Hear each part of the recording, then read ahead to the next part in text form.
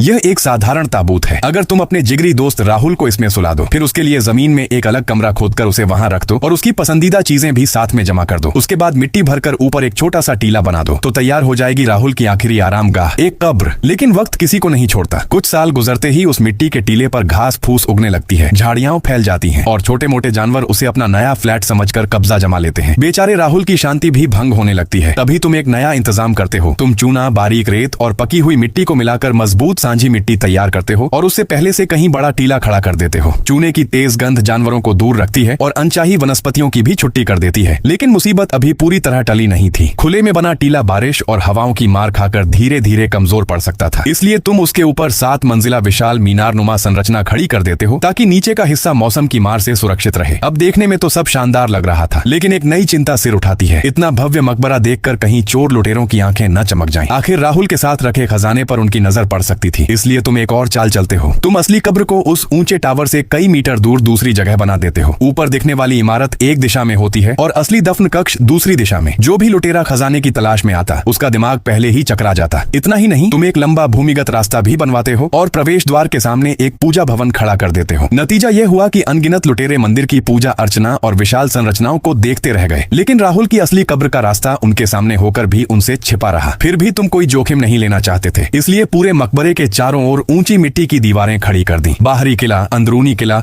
और उन्हें जोड़ने वाले विशाल द्वार बना दिए गए। अब जो भी चोर खजाने तक पहुंचना चाहता, उसे पहले बाहरी सुरक्षा तोड़नी पड़ती, फिर अंदर की। तब कहीं जाकर राहुल के खजाने तक पहुंचने की उम्मीद बनती। और बस बधाई हो, तुमने बना डाला वेस्टर्न सिया मौजोलियम्स, जिसे अक्सर पूर्व का पिरामिड भी कहा जाता है। हजारों साल की आंधियां, बारिशें और बदलते दौर देखने के बाद भी यह स्मारक आज तक खड़ा है, मानो राहुल की कहानी और प्राचीन लोगों की अद्भुत निर्माण कला को चुपचाप दुनिया के सामने सुना रहा हो।